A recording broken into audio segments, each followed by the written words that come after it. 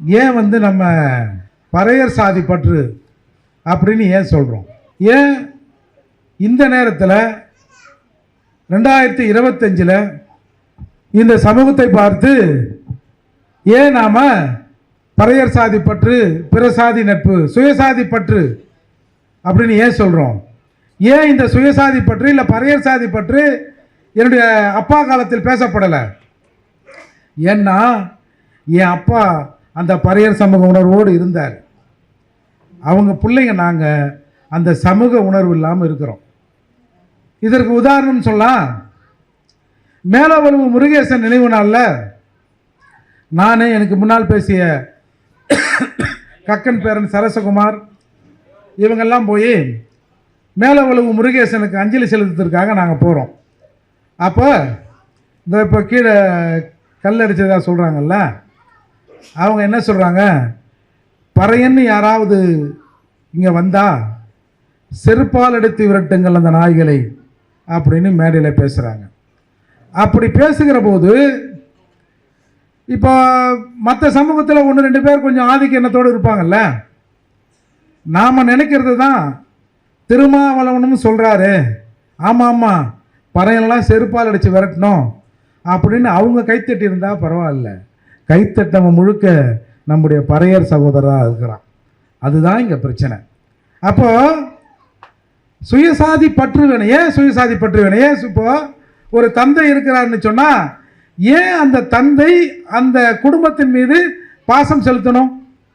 பக்கத்து வீட்டில் இருக்கிறவங்களாம் பார்க்குறாரு, சொந்த வீட்டை பார்க்க மாட்டாருன்னா அந்த சொந்த வீடு என்ன நிலைக்கு தள்ளப்படும் என்பதை அறிந்து தான் அந்த நிலையில் இந்த சமூகம் இன்றைக்கு தள்ளப்பட்டிருக்கு. அப்படிங்கிறது தான் நான் இந்த குறைய.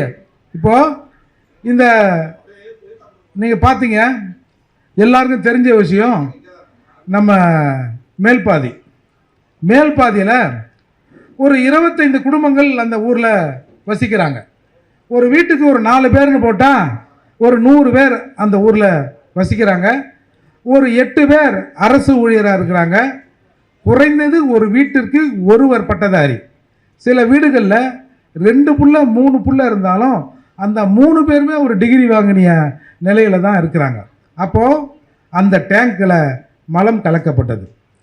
நாங்கள் அந்த மலம் கலந்த உடனே 2 நாளில் நாங்கள் போகிறோம். அந்த மாவட்ட ஆட்சியர் சொல்கிறாரு, அந்த டேங்கில் இருந்த அந்த மலத்தை எடுத்து டிஎன்ஏ டெஸ்ட்டுக்கு அனுப்ப போகிறோம். அதை மாதிரி நாங்கள் யாரெல்லாம் சந்தேகப்படுகிறோமோ அவர்களோட டிஎன்ஏ டெஸ்ட்டை எடுப்போம். அதாவது எல்லாரையும் கூட்டும் போய் நீங்கள் தவறாக நினைக்க வேணாம், எல்லாரையும் கூட்டும் போய் கக்கூஸ் போக வைப்பாங்கன்னு இல்லை, எல்லாரையும் கூட்டும் போய் ரத்தத்தையும் கொஞ்சம் சதையும் எடுத்து இந்த மலத்தில் இருக்கிற டிஎன்ஏவும் பிடித்து போன ஆட்களோட டிஎன்ஏவும் ஒன்றா இருந்தால் நாங்கள் குற்றவாளியை கண்டுபிடித்து விடுவோம்னு என்கிட்ட சொன்னாங்க. நான் சொன்னேன், உலக அளவில் எங்கேயுமே இந்த மாதிரி பிக்கு டிஎன்ஏ எடுத்த அரசு எங்கேயுமே இருக்காதுங்க, இந்த சிஸ்டம் தப்பாகிடுங்கன்னு. ஏன்னா நம்மெல்லாம் இங்கே தானே இருக்கிறோம், நமக்கு தெரியுமில்ல. நம்ம ஒரு பக்கம் போவோம், இன்னொரு சமூகம் இருந்தாங்கன்னா அந்த பக்கம் போவோம். பீப்பிள்ற இடத்துல கூட ஒன்றா இருக்க முடியாத சமூகம் தான் நம்ம சமூகம்னு வச்சுங்க. திறந்த வெளியாக இருக்கிற போது நாம் ஒரு பக்கம் போவோம், மற்ற சமூகம் ஒரு பக்கம் போவோம். சரி, இப்போ நாங்கள் எங்கள் ஆட்கள் போன பகுதியிலேருந்து ஒருத்தன் போய் ஒரு 4 கை அள்ளின்னு வந்து இதில் போட்டான்னா போனவன் மாட்டுவான்னா போட்டவன் மாட்டுவானா சொல்லுங்கள் மேடம் அப்படின்னு நான் அந்த கலெக்டர்கிட்ட கேட்டேன். அந்த கலெக்டர் தான் இவங்கெல்லாம் சொன்னானுங்க, அது பெரியாரின் பேத்தி அப்படிலாம் சொன்னாங்க. உடனே அந்த அம்மா சொல்லிச்சு, நீங்கள் எல்லாத்துக்கும் ஒரு வியாக்கியானம் பேசுவீங்க, நாங்கள் எப்படி இதை சயின்டிஃபிக்கலாக கண்டுபிடிக்க போகிறோம் பாருங்கள் அப்படின்னு சொன்னாங்க. அது என்ன ஆச்சு? ஒன்றுமே நடக்கலை. ஒரு 2 வருடங்கள் ஒரு தனி நீதிபதி போட்டு அதை வந்து பார்த்தாங்க, யாரெல்லாம் போனீங்க, யாரெல்லாம் போட்டிங்க, அப்படி இப்படி எல்லாத்தையும் கேட்டான். ஒன்றுத்தையும் கண்டுபிடிக்க முடியல. கடைசியில் என்ன சொல்லிட்டாங்க, அந்த கிராமத்தை சேர்ந்த ஒரு போலீஸ்காரர் இன்னும் 2 பேர் சேர்ந்து தான் இவங்க தான் வந்து அந்த மலத்தை போட்டாங்க அப்படின்னு ஒரு சார்ஜ் ஷீட்டை போட்டுட்டு நிர்வாகம் சொல்லுது, இந்த கேஸ் வந்து நிற்காது, இந்த கேஸ் நிற்காது, நீங்கள்லாம் விடுதலை ஆகிடுவீங்க, நீங்கள் போராட்டம் பண்ணாமல் இருக்கிறதுக்காக நீங்கள் நீண்ட நாட்களாக கேட்டுக்கொண்டிருந்த அந்த வீட்டுமனை பட்டாவை நாங்கள் உங்களுக்கு தரோம், பட்டா வாங்கின்னு போங்க, பீ தண்ணி குடிச்சதை மறந்துடுங்க அப்படின்னு இந்த நிர்வாகம் சொல்லிச்சு. எங்களுக்கு என்னென்னா இந்த 3 பேர் சிறைக்கு போகிறான், நாளைக்கு வந்து பெயிலில் வராங்க, விடுதலையாக வராங்க, அது பிரச்சனை இல்லை. ஆனால் இந்த பட்டியல் சமூக மக்கள், குறிப்பாக பறையர் சமூக மக்கள் குடிக்கிற தண்ணீரில் மலத்தை கலந்தும் நான் வெளிப்படையாக இன்றைக்கு வெளியில் சுற்றுறேன்னு அந்த குற்றவாளிக்கு ஒரு உணர்வு வரும்ல, அந்த உணர்வை எப்படி நாம் அனுமதிக்க முடியும்? இன்றைக்கி திருப்பூர் பக்கத்தில் ஒரு இடத்துல அப்படி தான் டேங்க்கு மேலே ஏறி வந்து மலம் போனானுங்களாம். ஏன் டேங்க்கு மேலே ஏறி தான் போவானுங்களா? அப்போது எஸ்சி பகுதினா இந்த மாதிரி பண்ணலாம்னு யாரோ ஒருத்தர் 2 பேர் நினைக்கிறான்ல, அவையெல்லாம் இந்த சமூகத்தில் ஃப்ரீயாக சுற்றின்னு இருக்கிறான். அப்போது கடந்த பாராளுமன்ற தேர்தலில் அந்த ஊர் தேர்தல் புறக்கணிப்பு செய்யுது. அந்த ஊரில் இருக்கிற 25 குடும்பங்கள் கிட்டத்தட்ட ஒரு 100-120 ஓட்டு, நாங்கள் பாராளுமன்ற தேர்தலில் ஓட்டு போட மாட்டோம்னு ஒரு ஊர் புறக்கணிக்குது. உடனே மாவட்ட எஸ்பி போகிறாரு, கலெக்டர் போகிறாரு, எல்லாரும் போய் என்ன சொல்கிறாங்க, வந்து ஓட்டை போட்டுருங்க, இது ஜனநாயகத்துக்கு கேடுங்க, இந்த ஒரு ஊரே தேர்தலை புறக்கணித்துன்னு சொன்னால் இது இந்திய அளவில் உலக அளவில் இந்த தமிழ்நாட்டுக்கு அசிங்கம், எனவே எப்படியாவது நீங்கள் ஓட்டு போடுங்கன்னு கெஞ்சுறாங்க. படிக்காத ஜனங்க யாருமே ஓட்டு போடல, படித்தவனும் ஓட்டு போடல. கடைசியில் அங்கே இருக்கிற ஒரே ஒரு அரசு ஊழியரை பிடிச்சி அவரை மிரட்டி, நீ ஓட்டு போட வரலன்னா உன்னை வேலையை விட்டு எடுத்துருவேன்னு சொல்லி அந்த ஒரு ஓட்டை அந்த பூத்தில் போட வச்சு தேர்தல் புறக்கணிப்பெல்லாம் இல்லை அப்படின்னு அரசாங்கம் சொல்லிடுச்சு.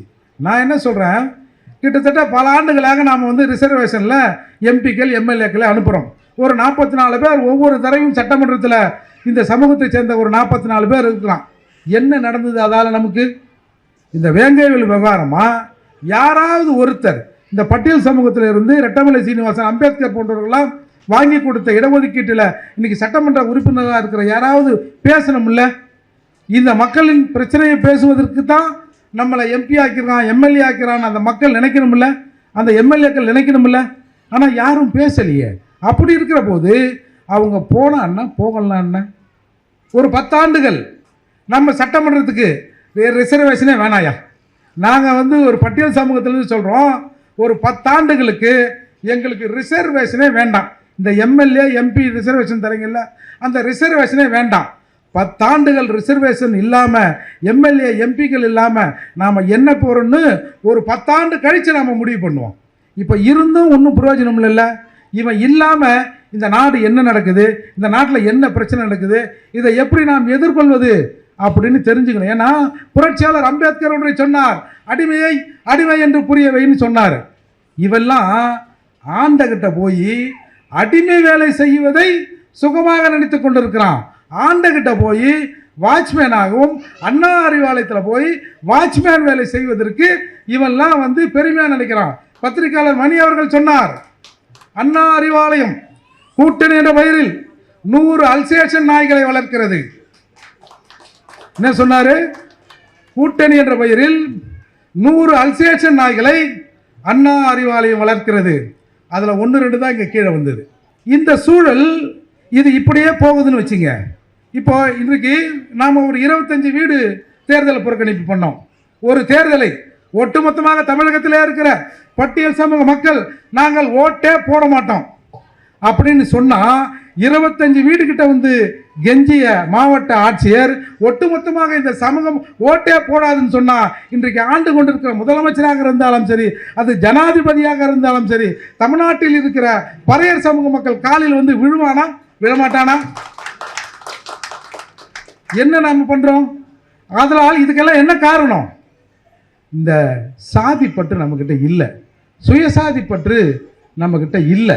அந்த சுயசாதி பற்று இருந்திருந்தால் எங்கேயோ ஒரு மூலையில் பட்டியல் சமூகத்தில் இருக்கிற ஒரு பறையன் தாக்கப்பட்டாலோ அல்லது அவன் பீத்தண்ணியை குடித்தாலோ இங்கே பெரம்பலூரில் இருக்கிற பறையன் துடிக்கணுமா இல்லையா? ஒரு உதாரணத்துக்கு ஒரு வன்னியர் பகுதியில் ஏதோ நடந்து போச்சு, அந்த வன்னியர் சமூகம் விட்டுருமா? ஒரு கொடிக்கம்பத்தை பிடுங்கினார்கள், நாடு முழுக்க வன்னியர் சங்கம் போராட்டம் பண்ணிச்சு. ஒரு உண்மையை சொல்லட்டுமா? இன்றைக்கு நம்முடைய கொடிக்கம்பெல்லாம் பிடுங்கி போட்டிருக்காங்கல்ல, தர்மபுரி அந்த அரூர் பகுதிகளில் 15 அடிக்கு மேலே விடுதலை சிறுத்தைகள் கொடியை வைக்கவே முடியாது. மற்ற சமூகத்தின் கொடியெல்லாம் 40 அடி 50 அடி 60 அடி பறக்கும். விடுதலை சிறுத்தைகளின் கொடி 20 அடி 15 அடிக்கு மேலே வைக்கவே முடியாது.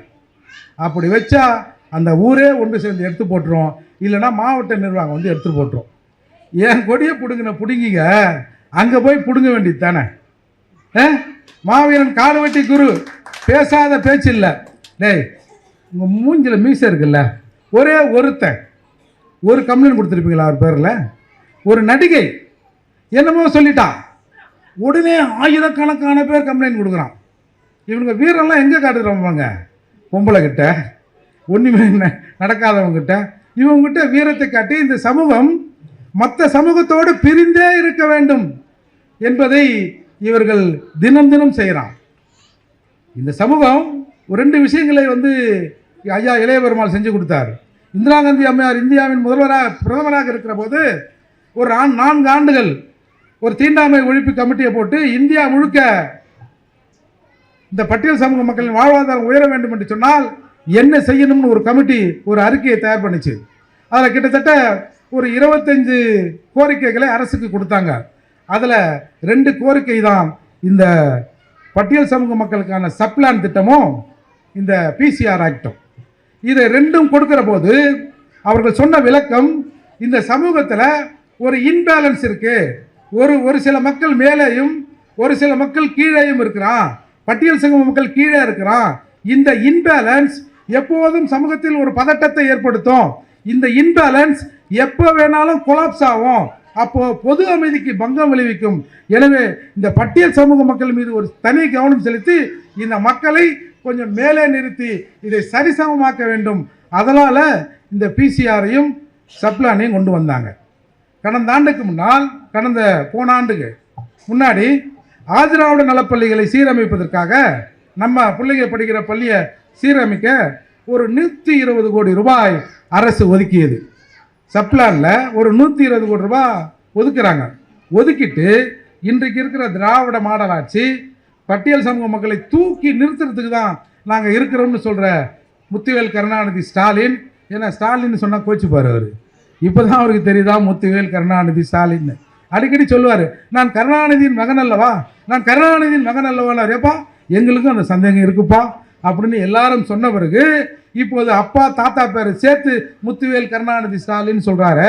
அந்த திராவிட மாடல் ஆட்சியில் 120 கோடி ரூபாயில் வெறும் 2 கோடி ரூபாயை உன் பிள்ளையின் படிப்புக்கு செலவு செஞ்சுட்டு 118 கோடியை திருப்பி அனுப்பிய அரசாங்கம் தான் இந்த அரசாங்கம்.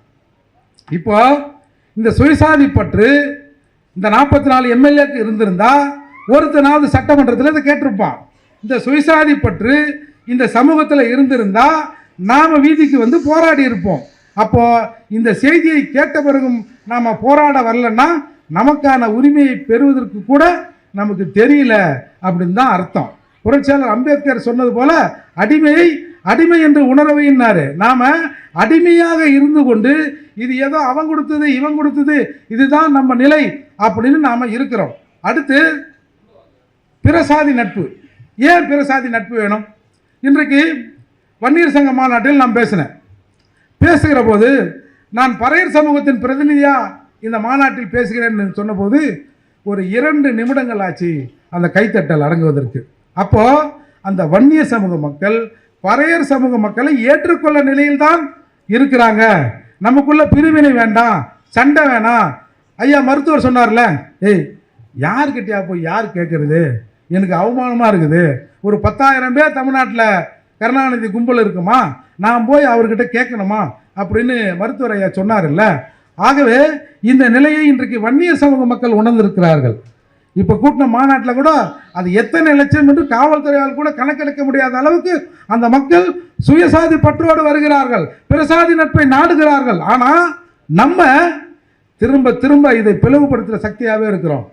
அன்புமணி மருத்துவர் அன்புமணி சொன்னார், எங்களுக்கு ஆதரவளித்தால் ஒரு பட்டியல் சமூகத்துக்காரனை, ஒரு பட்டியல் சமூகத்தில் இருக்கிற ஒரு நபரை முதல்வராக்கிறதுக்கு நாங்கள் தயார் அப்படின்னு மருத்துவர் அன்புமணி அவர்கள் சொன்னார். இவெல்லாம் சொல்கிறான், நீங்கள் வன்னியர் கூட்டத்தில் பேசிட்டா வன்னியர்லாம் உங்களுக்கு பொண்ணு கொடுத்துருவாங்களா அப்படின்னு எதற்கெடுத்தாலும் அங்கேயே போய் முட்டுறான். நான் என்ன சொல்கிறேன், நான் பறையர், நான் கொஞ்சம் வசதியாக இருக்கிறேன்னு வச்சுங்க. இப்போ என் வீட்டில் இருக்கிற பொண்ணை இல்லை என் பொண்ணை ரொம்ப அடிநிலையில் இருக்கிற பறையருக்கு நான் கொடுத்துருவேனா? உங்கள் மனசாட்சி தொட்டு சொல்லுங்கள், எப்படி நான் கொடுப்பேன்? இல்லை எந்த சமூகமாக இருந்தாலும் ஒரு வன்னியர் இருக்கார், அவர் ரொம்ப கடகோடியில் இருக்கிற ஒரு நல்ல ஒரு பிள்ளைய ஒரு MBBS எங்கே அங்கே படிக்க வைக்கிறாரு, ஒரு கடகோடியில் இருக்கிற ஒரு அவரும் வன்னியர் தான் அப்படின்னு கொடுத்துருவாரா? ஆக இந்த வித்தியாசம்ங்கிறது எல்லா இடத்திலும் இருக்கிறது. என்னை கேட்டால் நான் வந்து அருந்ததிற்கு பொண்ணு கொடுத்துருவேனா, இல்லை அருந்ததிர் வீட்டிலேருந்து நான் பொண்ணு எடுத்துருவேனா? இந்த சூழல் இந்த சமூகத்தில் இருக்கத்தானே செய்யுது. அப்போது நம்ம இந்த சமூக ஒற்றுமை பேசினா உடனே அவன் பொண்ணு கொடுத்துருவானா, இவன் பொண்ணு கொடுத்துருவானா? இப்போ இதில் தான் சுற்றி இருக்கு. இப்போ நம்ம வீட்டில் இருக்கிற பொண்ணுங்களுக்கு எதுவுமே இல்லையா? இப்போ நாம் படித்து நல்லா வரோம், நான் போய் இன்னொரு சமூகத்தில் கல்யாணம் பண்ணால் என் அத்தை பொண்ணையோ மாமா பொண்ணையோ என் சேரியிலோ அல்லது என் தெருவிலோ என் காலையிலையோ நான் திருமணம் பண்ணுகிற போது அந்த சமூகமும் கொஞ்சம் மேலே வரும்ல, என் சொந்தமும் கொஞ்சம் மேலே வரும்ல. நான் அதற்காக நான் காதலிக்கிறது தப்புன்னு சொல்லலை, ஆனால் அதுவே ஒரு கோட்பாடாக இருக்கக்கூடாதுல்ல. ஆக இவங்க இந்த தமிழ்ச்சாதி ஒற்றுமையை பேசுகிற போது உடனே அவர் அதை கொடுப்பாரா, இவர் இதை கொடுப்பாரா, நீ எதைத்தான் கொடுப்ப அப்படிங்கிற ஒரு நிலை இந்த தமிழகத்தில் இருக்குல்ல. அதால தான் நாம் சொல்கிறோம் இந்த பிறசாதி நட்பு வேணும். என்றைக்கு நாம் ஒரு காலத்தில் வந்து வன்னியர் சமூகமோ இல்லை வன்னியர் கட்சியோ பாட்டாளி மக்கள் கட்சியோ இல்லை வன்னியர் சங்கமோ பட்டியல் சமூக மக்களுக்கு சில வேலைகளை செஞ்சிருக்கலாம், நாங்கள் இல்லைன்னு சொல்ல, செஞ்சிருக்கலாம். ஆனால் அந்த கட்சி அந்த தலைவர் இன்றைக்கு நாங்கள் எங்களுக்கு ஆதரவளித்தால் ஒரு பட்டியல் சமூகத்துக்காரனை முதலமைச்சர் ஆக்குவோம் அப்படின்னு சொல்றாங்கல்ல. எந்த திராவிட கட்சியாவது எங்களுக்கு நீங்க ஓட்டு போடுறீங்க, இந்த முறை இல்லை அடுத்த முறை ஒரு பட்டியல் சமூகத்தில் இருக்கிற ஒருத்தனை முதலமைச்சர் ஆக்குறேன்னு என்னைக்காவது சொல்லி நம்ம பார்த்துருக்கிறோமா? ஒரு தடவை மோடி சொன்னார், நான் இந்தியாவின் பிரதமராக இருக்கிறேன் என்று சொன்னால் அதற்கு அம்பேத்கர் தான் காரணம் அப்படின்னு சொன்னார். உடனே இங்கே இருக்கிற திராவிட கட்சிகள் அவன் கூட்டணி மணி சொன்ன மாதிரி இந்த அல்சேஷன் நாயங்கள்லாம் மோடி பொய் சொல்றார். சரி, மோடி பொய் சொல்வதாக வைத்துக்கொள்வோம். ஒரு சாதி சத்தியவாணிமுத்து, நம்ம பறையர் சமூகத்திலிருந்து பிறந்த சத்தியவாணிமுத்து அவர்கள் எழுதுறாங்க, அண்ணாதுரைக்கு பிறகு திமுகவையும் ஆட்சியும் யார் கையிலே கொடுப்பது என்ற ஒரு கேள்வி வந்தபோது எங்களை போன்ற பட்டியல் சமூகத்தில் இருக்கிற பறையர் சமூகத்தை சார்ந்த நபர்கள் எல்லாம் அடுத்து நெடுஞ்செழியன் தான் இந்த கட்சியை தலைமையேற்பார், ஆட்சிக்கு வருவார்னு சொன்னாங்க. அப்போ நெடுஞ்செழியன் ஒரு குறிப்பிட்ட சமூகத்தை சார்ந்தவர், அவர் ஆட்சிக்கு வந்தா கட்சி பொறுப்புக்கு வந்தா பட்டியல் சமூக மக்கள் மீதான கவனத்தை அவர் செலுத்துவதற்கு அந்த சமூகம் விடாது. எனவே சாதியின் பெயரை சொன்னாலே அசிங்கம் என்று மறைத்துக் கொள்கிற சாதியிலிருந்து பிறந்த கருணாநிதியை என்ன சொன்னாங்க? சாதியின் பெயரை வெளியே சொன்னால் அசிங்கம் என்று மறைத்து நடக்கிற கருணாநிதியை நாம் கட்சியின் தலைவராகவும் ஆட்சிக்கும் கொண்டு வந்தால் இந்த சாதி இழிவுகளை போக்குவதற்கு கருணாநிதி பாடுபடுவார் என்று எங்களை போன்றவர்கள்லாம் கருணாநிதியை முதலமைச்சராக்கினோம், கட்சிக்கு தலைவராக்கினோம் என்று சொன்னார். அப்படி நாங்கள் ஆக்கிய போது நாங்கள் எதற்காக கருணாநிதி அவர்களை முதலமைச்சராக்கினோமோ கட்சியின் தலைவராக்கினோமோ அதற்கு நேர் எதிராக கருணாநிதி இருந்தார். இந்த பட்டியல் சமூக மக்களுக்கு நேர் எதிராக கருணாநிதி இருந்தார் அப்படின்னு சொல்றாங்கல்ல. அப்போ இன்றைக்கு ஒரு கட்சி நாங்கள் பட்டியல் சமூக மக்களை தூக்கி நிறுத்துகிறோம் அப்படின்னு சொல்றாங்கல்ல. இப்போ இது கூட சேர்றதுல இவங்களுக்கு ஏன் பிரச்சனை? இன்னைக்கு சீமான் சொல்றாரு, அன்புமணி சொல்றாருல்ல, நாங்கள் ஆக்குகிறோம் என்று. இன்றைக்கு பாட்டாளி மக்கள் கட்சியில் நிரந்தர பொதுச் செயலாளர், அந்த கட்சியின் பைலாவிலே அது இருக்கு, ஒரு பொதுச் செயலாளர் ஒரு பட்டியல் சமூகத்தை சார்ந்தவர் என்று. அதுக்கப்புறம் மருத்துவர் ஐயா முதல்ல சொன்னாங்க, நாங்கள் மந்திரி சபையில் இடம்பெறுகிற வாய்ப்பு கிடைத்தால் நாங்கள் ஒரு பட்டியல் சமூகத்தில் இருக்கிற ஒருவரை மத்திய அமைச்சராக்குவோம் சொன்னாங்க. அதே போல் அந்த வாய்ப்பு கிடைத்தது, அவர்கள் ஆக்கினார்கள். எனவே இந்த முறை ஒரு முதலமைச்சரை யார் தீர்மானிப்பது என்கிற நிலை பாட்டாளி மக்கள் கட்சியும் நாம் தமிழர் சீமானும் எடுக்கிற போது நிச்சயமா ஒரு பட்டியல் சமூகத்தில் இருக்கிற, குறிப்பா பட்டியல் சமூகத்தில் பெரும்பான்மையாக இருக்கிற ஒரு பறையர் சமூகத்தில் இருந்து ஒருவர் நிச்சயமாக முதல்வர் ஆவார். ஏன் நம்ம ஆகக்கூடாது? ஏன் நாம திரும்ப திரும்ப கருணாநிதியிடமும் ஸ்டாலின் அவர்களும் கெஞ்சணும்? இப்போ நீங்க பார்த்துருப்பீங்க, திராவிட முன்னேற்ற கழகத்தை பாதுகாக்க எத்தனை உயிர்களை வேண்டுமானாலும் கொடுப்பதற்கு தயார். திருமாவளவன் சொல்றாரு, யாரை கொடுப்பாராம்? அவங்க வீட்டில் இருக்கிற அவங்க அம்மா, சித்தப்பா, சித்தி, மாமன், அத்தை பிள்ளை, இவங்களே கொடுப்பாராம். எதிரிலே இருக்கிற பறையர்களை இந்த சமூகம் திமுகவை காப்பாற்ற, ஸ்டாலினை காப்பாற்ற எத்தனை உயிர்களை பலியிட வேண்டுமானாலும் நாங்கள் தயார் அப்படின்னு திருமாவளவன் சொல்றாரு. ஏன் நீ யாரு பறையர்களை பலி கொடுப்பதற்கு? உன்னையே தெலுங்கு சக்கலின்றான், உன்னையே தெலுங்கு பேசுகிற நீ திருமாவளவன் இல்லை, நீ திம்மவாளு அப்படின்னு நிறைய பேர் பேசினான். நான்லாம் அப்போ இது இல்லை அவர் பறையராக இருக்க வாய்ப்பு இருக்குன்னு நினச்சேன். ஆனால் இன்றைக்கு பறையர் சமூக மக்கள் ஒன்று கொடுக்கிற போது நீ வந்து எதிரில் நின்று கலாட்டா பண்ணா நிச்சயமா நீ தெலுங்கனாகத்தான் இருப்பா என்பதை இந்த மாநாட்டில் நாங்கள் பிரகடனப்படுத்துகிறோம். ஏன்னா எத்தனையோப்பா திமுக ஒரு கட்சி இருக்கு, அந்த கட்சிக்கு தலைமை ஒரு தெலுங்கு பேசுகிற சமூகத்தில் இருந்து ஆந்திராவிலிருந்து வந்ததா சொல்றாங்க. அந்த கூட்டணியில் இருந்து கொண்டு திருமாவளவன் பேசுறார், பாட்டாளி மக்கள் கட்சி என்ற ஒரு கட்சி இந்த கூட்டணிக்கு வந்தால் நாங்கள் இந்த கூட்டணியில் இருக்க முடியாது, நாங்கள் வெளியேறி விடுவோம். உன்னுடைய தலைமை தெலுங்கு தலைமை, அந்த கூட்டணிக்குள்ள வர்றது ஒரு தமிழ் கட்சி. அப்படி ஒரு தமிழ் கட்சி வருகிற போது இந்த கட்சி இருக்காது, நாங்கள் இருக்க மாட்டோம்னு சொன்னா நீ தமிழரா என்ற ஒரு பெரும் கேள்வி இன்றைக்கு தமிழ் சமூகத்தின் முன்னால் எழுந்திருக்கிறது. அந்த கேள்விக்கு விடையைத்தான் இந்த மாநாடு சொல்லுது. ஏன்னா மொத்த வீட்டுக்காரனோட முடிவையும் எடுக்கக்கூடாதுல்ல.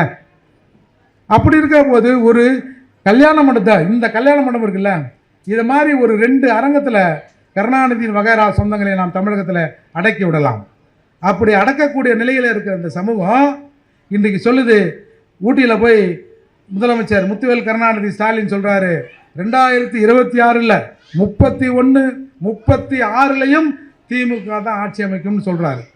அப்போது திமுக இன்றைக்கு ஆட்சி அமைத்தல சொல்கிறாரு, இன்றைக்கு பட்டியல் சமூக மக்கள் 13% மக்கள் எங்கள் வெற்றியில் ஓட்டு போட்டு இருக்கிறார்கள் அப்படின்னு சொல்கிற கருணாநிதி ஸ்டாலின், என்னுடைய வெற்றியில் என்னுடைய சமூக மக்கள் ஒங்கோலிலிருந்து வந்தவர்கள் 20% போட்டு தான் நான் வெற்றி பெற்றிருக்கேன், அதால் நான் 9 பேர் அமைச்சராக இருக்கிறேன் அப்படின்னு சொல்ல முடியுமா?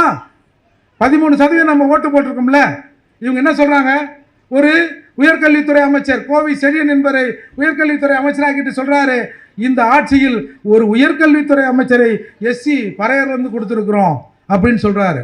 நீங்கள் உதயநிதி அவர்கள் பதவியேற்கிற போது நீங்கள் பார்த்துருப்பீங்க, பல பேர் காலில் விழுந்தான், அதெல்லாம் எங்களுக்கு ஒன்றும் பிரச்சனை இல்லை. இன்றைக்கு உயர்கல்வித்துறை அமைச்சராக இருக்கிற கோவி செழியன் விழுந்ததை பார்த்தீங்களா? அப்போ உன் காலில் விழுந்தா நீ வந்து அமைச்சரை பதவி கொடுப்ப, உன் காலடியிலேயே கிடந்தா ஒரு 4-5 சீட்டு கொடுப்ப. இதுக்கெல்லாம் அடங்கி போகிற பறையர்கள் நாங்கள் இல்லை. இந்த தலைமுறை இதை கேள்வி கேட்கிற தலைமுறை. ஏன்னா ஒரு அமைச்சரை கொடுத்துட்டு நீ இப்படி பீத்துற. ஒரு காலத்தில் இந்திய தமிழகத்தில் கல்வித்துறை அமைச்சராக இருந்திருக்கிறோம், உள்ளாட்சித்துறை அமைச்சராக இருந்திருக்கோம், போலீஸ் மினிஸ்டராக இருந்திருக்கிறோம். பறையர்கள் அனுபவிக்காத அமைச்சரவைகளே இல்லை என்ற நிலையில் இந்த சமூகம் இருந்திருக்கிறது. இன்றைக்கு எப்படியாவது எங்களுக்கு 1-2 கொடுங்க அப்படின்னு கேட்குற நிலையில் நாம் இருக்கிறோம். அதால் இந்த திராவிடம் தமிழகத்திலிருந்து ஒழிக்கப்படாமல், இந்த திராவிட சித்தாந்தம் தமிழகத்திலிருந்து ஒழிக்கப்படாமல் இந்த மண்ணின் மைந்தராக இருக்க எந்த தமிழ்ச்சாதிக்கும் விடிவே கிடையாது. நீங்கள் ஐயா மருத்துவர் ஐயா பல லட்சம் கூட்டத்தை கூட்டினா கூட தமிழகத்திலிருந்து இந்த திராவிடம் ஒழியாத வரை எதற்கும் தீர்வு கிடைக்காது. எனவேதான் நாம் திராவிடத்திலிருந்து மீள்வோம், தமிழகத்தை சேர்ந்தே ஆள்வோம்னு சொல்கிறோம். கன்சிராம் அவர்கள் சொன்னார், இந்தியாவில் சாதி என்பது படிநிலை மேலிருந்து கீழாக இருக்கிறது. இந்த சாதி அமைப்பை, இது நேராக இருக்கிற அமைப்பை நாம் வெற்றிகளாக மாற்ற வேண்டும். ஒரு சாதிக்கு பின்னால் ஒரு சாதியை வைக்க வேண்டும். அவரவர் எவ்வளவு இருக்கிறார்களோ அவருக்கு உரிய பங்கை நாம் தந்து ஆட்சி அதிகாரத்தை பெரும்பான்மையாக இருக்கிற இந்த சமூகம் நாம் பகிர்ந்து கொள்ள வேண்டும் என்று சொல்றார். ஆனா இன்றைக்கு திராவிட கட்சிகளின் கீழ் இருக்கிறவங்க என்ன பேசுறாங்க, இந்தியாவில் எந்த காலத்திலும் ஒரு தலித், அவங்க பாஷையில் ஒரு தலித், ஒரு பட்டியல் சமூகத்தை சார்ந்தவர் முதலமைச்சர் ஆகவே முடியாது. அதாவது இவங்க திமுக என்ற ஒரு மஞ்சள் கண்ணாடியை போட்டுக்கின்னு எல்லாமே மஞ்சளாக தெரியுது, மஞ்சா காமலை வந்த மாதிரி பேசினா யார் பொறுப்பு? இந்தியாவில் இதுவரை கிட்டத்தட்ட 7 மாநிலங்களில் இந்த பட்டியல் சமூகத்தை சார்ந்த ஒரு முதல்வராகி இருக்கிறார்கள். ஊப்பின்னு ஒரு ஊர், நம்ம ஊரில் இந்த நெல் அடித்தா கூலி தருவாங்கல்ல, நெல், ஊப்பியில் நெல் அடிக்கிற போது அந்த மாடுகளை அந்த வைக்கோல் மேலே சுத்த வைப்பாங்க. அப்படி அந்த மாடுகள் சுற்றுகிற போது அந்த மாடு அந்த நெல்லை எக்கச்சக்கமாக தின்னுடும். அது செமிக்காமல் சாணி போடுகிற போது அந்த சாணத்தில் அந்த நெல்லெல்லாம் அப்படியே முழுசு முழுசாக வந்து கீழே விடும். அந்த நெல்லை எடுத்து அலசி அதை வந்து பட்டியல் சமூக மக்களுக்கு கூலியாக கொடுத்த ஒரு காலம் உண்டு. அதற்கு பேர் கோபர்டான்னு. அந்த கூலி தானியத்துக்கு பேர். அப்படி சாணியில் இருந்த தானியத்தை வாங்கி தின்ன நம்ம மக்கள்லேருந்து ஒரு பெண்ணை எடுத்து கன்சிராம் அவர்கள் ஊபியின் உத்தரப்பிரதேசத்தின் 4 முறை முதல்வராக்கி காட்டினார். இது எப்படி சாத்தியமாச்சு? நீங்கள் சொல்கிறீங்க சாதி ஒழிப்புன்றீங்க. சாதி எங்கே ஒழிஞ்சது? சாதி எப்படி ஒழிக்க முடியும்? முதல்ல அதை சொல்லுங்க பார்ப்போம். சாதி, இந்த சாதி டிஸ்கிரிமினேஷன் இருக்குல்ல, நான் பெரியவன் நீ சின்னவன், எனக்கு கீழே இன்னொருத்தன் சின்னவன், அந்த டிஸ்கிரிமினேஷன் ஒன்றா ஒழிக்க முடியுமே தவிர சாதியை எந்த காலத்திலும் ஒழிக்க முடியாது. ஏன்னா சாதி இங்கே பல நூற்றாண்டா குடிபெருமை குடிப்பெயர் என்ற பெயரில் ஒரு அடையாளமாக அந்த இருக்கு. இவங்கள் இந்த சாதியை ஒழிக்கணும்னு சொல்றது, இந்த அடையாளத்தை அழிக்கணும் அப்படின்னு சொல்றது, இங்கே இருக்கிற தமிழர்களின் அடையாளத்தை அழிக்க வேண்டும். இங்கே வந்தேரிகளாக இருக்கிறவர்கள் தமிழர் என்ற அடையாளத்தோடு சுத்துகிறான். எனவே இங்கே இருக்கிற தமிழர்கள் சாதியின் பெயரால் இருந்தான்னா இவன் தான் உண்மையான சாதிக்கார, இவன் தான் உண்மையான தமிழ்குடி என்று இங்கே தெரிய வந்துடும்னு இந்த சாதியை ஒழிச்சிட்டா தெலுங்கனோடு தெலுங்கனாக தமிழனோடு தெலுங்கனும் சேர்ந்து நாங்களும் தமிழர் தான் அப்படின்னு சொல்லிக்கலாம் என்ற திட்டத்தோடு தான் இன்றைக்கு சாதி ஒழிப்புன்றான். சாதி ஒழிப்புன்னு பேசுகிறவன் ஏன் கேஸ்ட் டிஸ்கிரிமினேஷன் ஒழிப்புன்னு பேச வேண்டியதானே? தீண்டாமை ஒழிப்பை பேச வேண்டியதானே? ஒரு முதல்வர் காலனின்ற பேரை அழிச்சிட்டோம்னா உங்களுக்கெல்லாம் தீண்டாமை போயிடும் அப்படின்னு ஒரு முதல்வர் நினைக்கிறாருன்னா அந்த முதல்வர் சுயசிந்தனையோடு இருக்கிறாருன்னு நாம் யோசிக்க முடியுமா? ஒரு தடவை அந்த காலத்தில் கிராமணின்னு ஒரு சிஸ்டம் இருந்தது. நம்ம முனியப்பிள்ளைன்னு சொல்கிறோம்ல ஊரில். அப்போ எம்ஜிஆருக்கு வேண்டியவருக்கு ஒரு பிரச்சனை வந்தது. அப்போ எம்ஜிஆர்கிட்ட எங்கள் முன்சிப் இந்த மாதிரி ஒத்துக்க மாட்டுறாரு அப்படின்னு கேட்டபோது எம்ஜிஆர் அன்றைக்கு முதலமைச்சராக இருந்த எம்ஜிஆர் கேட்டானா, யார் யா முனிசிப், அது யார் யா கிராமணின்னாராம். இல்லைங்க, அவங்க தான் ஊரில் எல்லா கணக்கெல்லாம் வச்சுருப்பாங்க, நம்ம நில கணக்கெல்லாம் வச்சுருப்பாங்க, ரெவென்யூ ரெக்கார்ட்ஸ்லாம். அவங்க யார் கவர்மெண்ட் சேலரி வாங்குறவங்களான்னு கேட்டாராம். இல்லைங்க, அது பரம்பரையாக வர்றது. பரம்பரையாக வர வேண்டியது எதுக்கா கவர்மெண்ட் ரெக்கார்டு அங்கே இருக்குது அப்படின்னு சொல்லிட்டு வெயிட் பண்ணுங்கன்னு சொல்லிட்டு ஒரு நாள் காலை அதிகாலை தமிழகத்தில் இருக்க எல்லா முனிசிப் என்று கிராமணி என்று சொல்கிற எல்லார் வீட்டு முன்னாடியும் போலீஸ் போய் நின்று தான் ஒரே சமயத்தில் போல் நின்று ரெக்கார்டெலாம் கொடு, அரசாங்க ரெக்கார்டு நீயா வச்சுருக்கிற, நீ யார் நீ அப்படின்னு அந்த ரெக்கார்டை எல்லாம் புடுங்கி கொண்டு அதிலிருந்து தான் இப்போ நம்ம சொல்கிறோம்ல விஏஓ கிராம நிர்வாக அலுவலர் சிஸ்டத்தை எம்ஜிஆர் கொண்டு வந்தார். இதுதான் முதலமைச்சரோட பவர். இந்த பவரை தெரியாத, பவரே இல்லாத நபர்களை நான் முதல்வராக்கியதால் தீண்டாமை தானே ஒழிக்கணும். உங்கள் காலனின்ற பேர் அழிச்சிட்றேன். ஏன் காலனிக்கு ஒரு 4 நா போடேன், 2 சுழி நா இருக்குல்ல, ஒரு 5 சுழி போட்டு காலனின்னு பெருசாக போட்டேன், உங்களுக்கு தீண்டாமை ஒழிஞ்சுன்னு சொல்ல முடியுமா? ஆகவே இந்த தமிழ் சமூகம் முதல்ல ஒன்று சேரணும். இப்போ பிரச்சனையே எதுக்கு இந்த வன்னியரும் பறையரும் ஒன்று சேர்றானுவன்? நாம் வன்னியர்கள் வந்தால் நாம் இருக்க மாட்டேன்னு சொல்கிறோம். ஆனால் இந்த மூர்த்தி ஊரெங்கும் போய் வன்னியர் சமூகத்தில் இருக்கிற பெருந்தகைகளை கூப்பிட்டு வன்னியர் சமூகத்தில் இருக்கிற நபர்களால் அவர்கள் வாயால் நாமெல்லாம் ஒன்றா இருக்கணும்னு சொல்ல வைக்கிறார்ல, இதுதான் இவங்க சிக்கல்.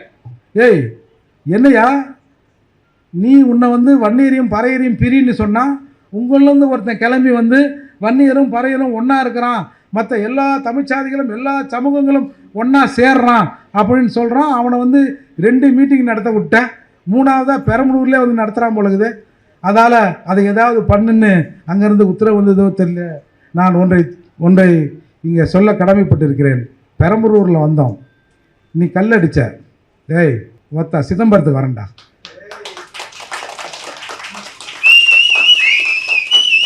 உம்மால சிதம்பரத்துக்கு வரேன் பார்த்துருவோண்டா.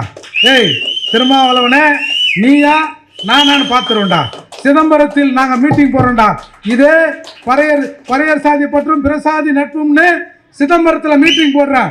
உன்னால் என் மயிரை பிடுங்க முடியுமாப்பா? திருட்டு பயல கல் விடுற, ஒத்த கொடி எடுத்து போடுற. தர்மபுரியில் உன் கொடி ஏற்ற முடியலடா. இதோ இருக்கிற அந்த கள்ளக்குறிச்சியில் ஒரு பெரிய கட்டை கட்டி ஒரு 50 அடி 60 அடியில் கொடி வைக்கிறான். நீ ஏற்றிட்டு போன உடனே அந்த கொடியை இழுத்து ரெவன்யூ கடாசுது, உடைச்சி போடுது. ஏன்னா பிடிக்கிட்டியா? ஒத்த மீசை மட்டும் பெருசாக வச்சுருந்தா கரப்பாம்பூச்சி கொடுத்தாண்டா மீசை இருக்கு, கரப்பாம்பூச்சி கொடுத்தா மீசை இருக்கு. ஒரே ஒரு 20 ரூபா இட்டு போதும் அந்த கரப்பாம்பூச்சி ஒழிக்கிறதுக்கு. இன்னும் கதை காட்டுறீங்க. சரி சண்டை போடக்கூடாது, ஏற்கனவே நம்ம இளைஞர்கள் வந்து படிச்சுட்டு அவன் கேஸை வாங்கி வேலை இல்லாமல் கிடக்கிறான், திரும்பவும் நாம் இந்த இளைஞர்களை சண்டை போட விடக்கூடாது அப்படின்னு சரி படித்தோம், நாம் பிற சாதிகளோடு ஒற்றுமையாக இருந்து ஆட்சி அதிகாரத்தை நோக்கி நாம் போவோன்னு பார்த்தா கரப்பாம்பூச்சிக்கெல்லாம் மீசை வரும்னா ஒரிஜினல் பறையனுக்கு எவ்வளோ வரும்? குரு காடுவெட்டி குரு அவர்கள் சொன்ன மாதிரி பண்டாரப்ப கிளிஜோசியக்காரன் உனக்கு இவ்வளோன்னா அப்போ உண்மையான ரெட்டமலை சீனிவாசன் வாரிசுகளாக இருக்கிற எங்களுக்கு எவ்வளவு திமிர் இருக்கும் போட்டு பார்த்துருவோம்டா, நீயா நாங்களான்னு. ஆகவே இந்த சமூகத்தை திரும்ப திரும்ப பலி கொடுக்காதுன்றதால நாங்கள் அடங்கி இருக்கிறோம். இதோ இன்னைக்கு வந்தாங்கல்ல ஒரு 100 ரூபாய்.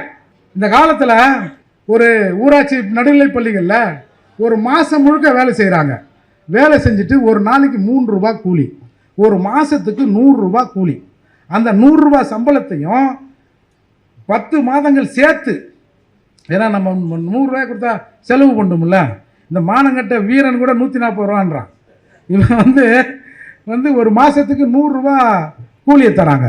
இந்த 100 ரூபாயும் சேர்த்து அது கூட போனஸாக ஒரு 100 ரூபாயை சேர்த்து வந்து இங்கே இருக்கிற கிட்டத்தட்ட தமிழகத்தில் ஒரு 5000-6000 பேர், குறிப்பாக இந்த விழுப்புரம், காட்டுமன்னார்குடி, கடலூர் போன்ற பகுதிகளில் 100 ரூபாய்க்கு சம்பளம் வாங்குறாங்க. அப்போ நம்ம அண்ணன் சொன்னார், சரின்னு சொல்லிட்டு போய் தலைமைச் செயலாளரை சந்தித்து அந்த மனு கொடுக்குறோம். அவர் சொல்கிறாரு, உங்ககிட்ட யாரோ தப்பாக சொல்லிட்டாங்க, 100 ரூபாலாம் சம்பளம்லாம் இந்த காலத்தில் எப்படிங்க இருக்கும்? ஒரு 4000-5000 சொன்னால் கூட பரவாயில்ல. ஏன்னா 4000-5000 பரவாயில்லையா அவங்களுக்கு? 30,000 கோடி உனக்கு பத்தலை, 1,70,000 கோடி உனக்கு பத்தலை, ஒரு டாஸ்மார்க்கில் வந்து 40,000 கோடி 50,000 கோடின்றால் அது உனக்கு பத்தலை.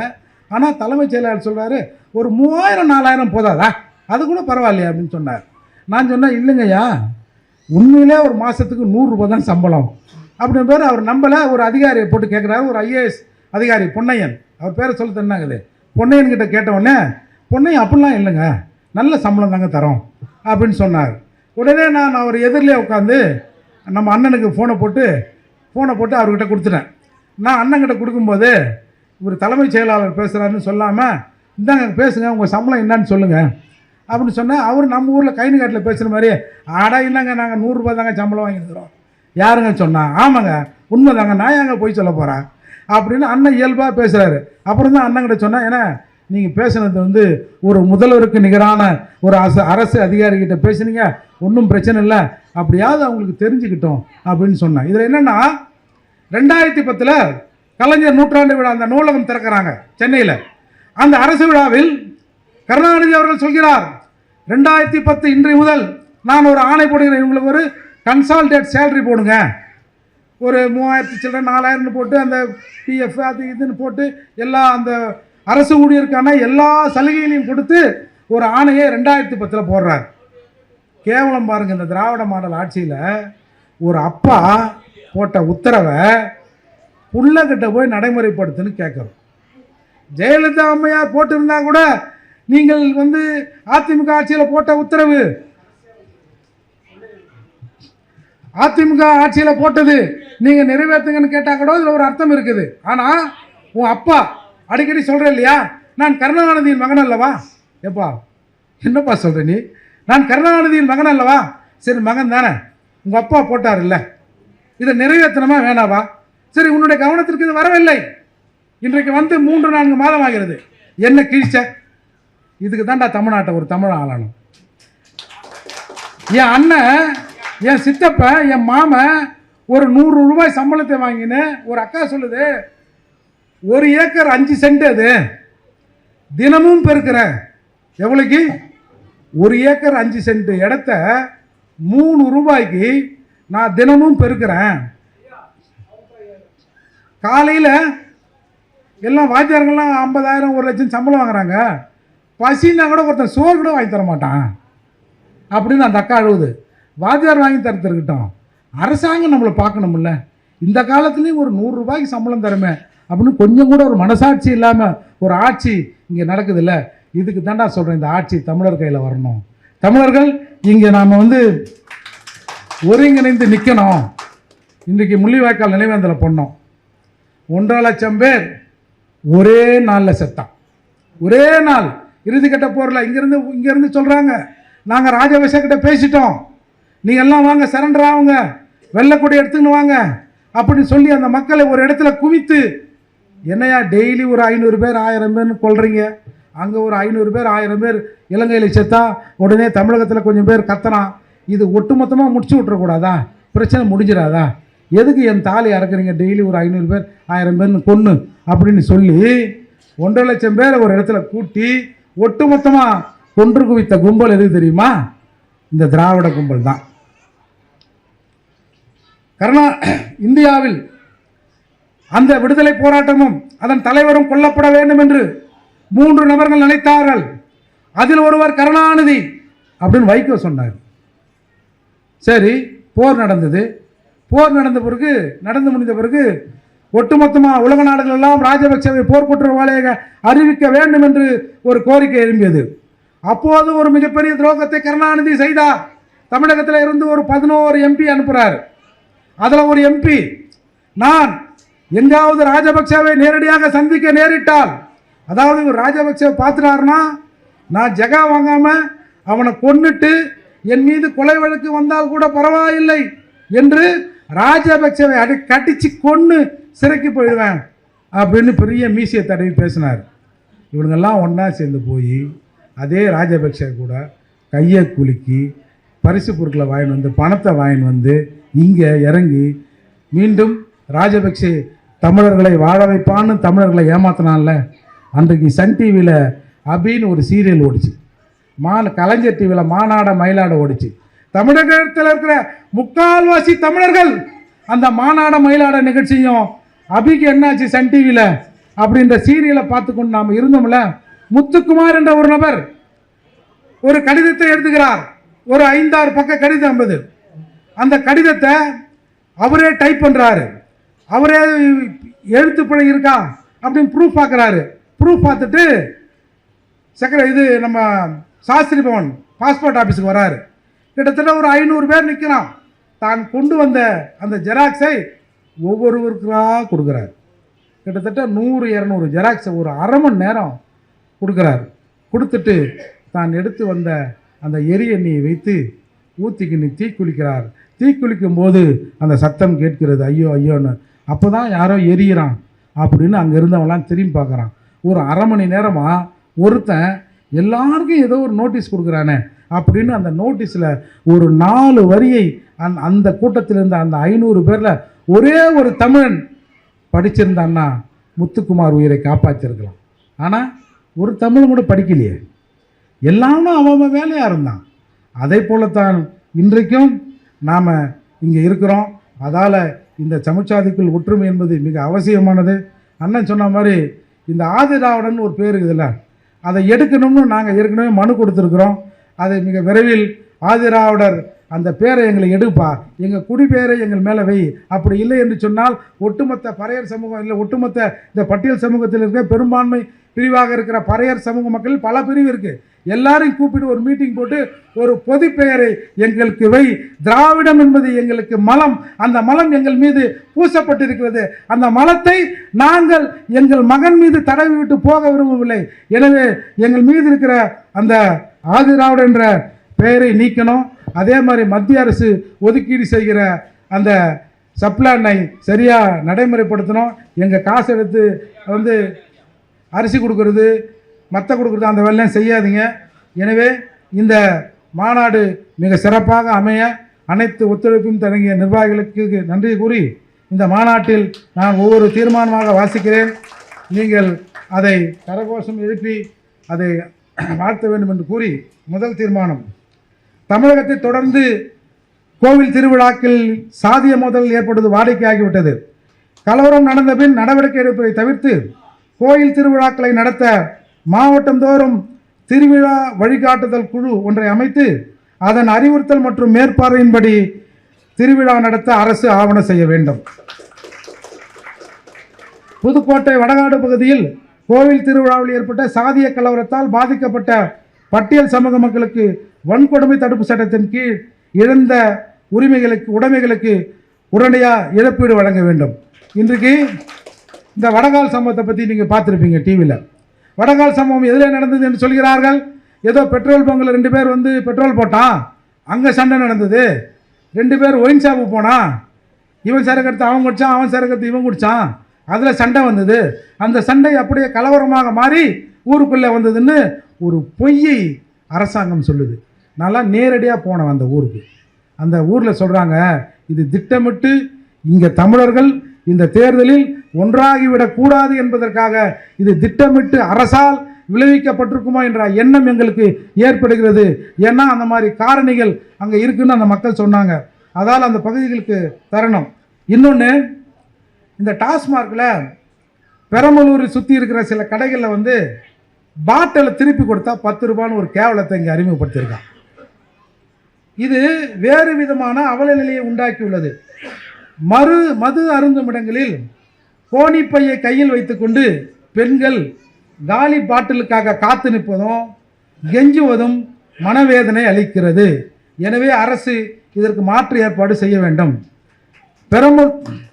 பெரம்பலூர் தண்ணீர் பந்தல் ரோவர் கல்லூரி அருகில் அடிக்கடி விபத்து ஏற்படுவதால் அங்கே அமைவிருந்த மேம்பால பணிகளை துரிதப்படுத்த வேண்டும்.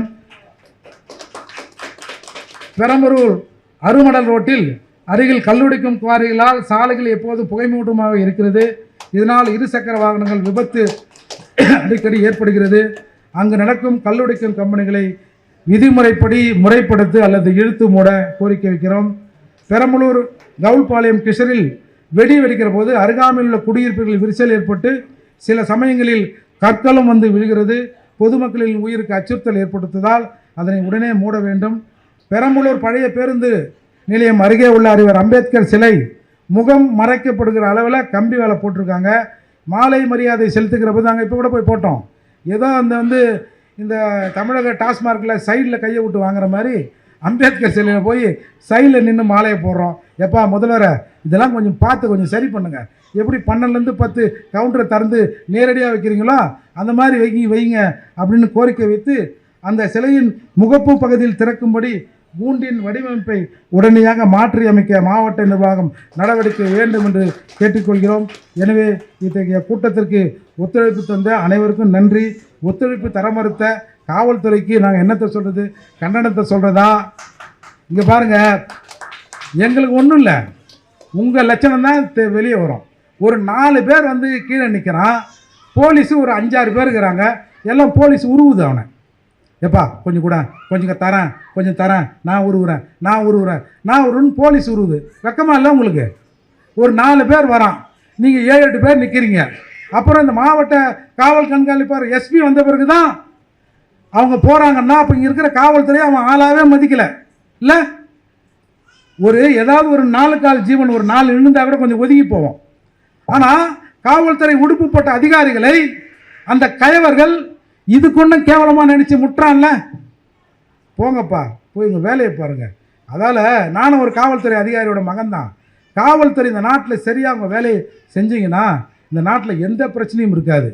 அதால் இந்த கூட்டத்தில் கலவரம் செய்த நண்பர்களை நான் வாழ்த்தி திரும்பவும் சொல்கிறேன், நேரடியாக சிதம்பரத்துக்கு வரேன், அங்கே வச்சுப்பேன் சண்டை. நன்றி, வணக்கம்.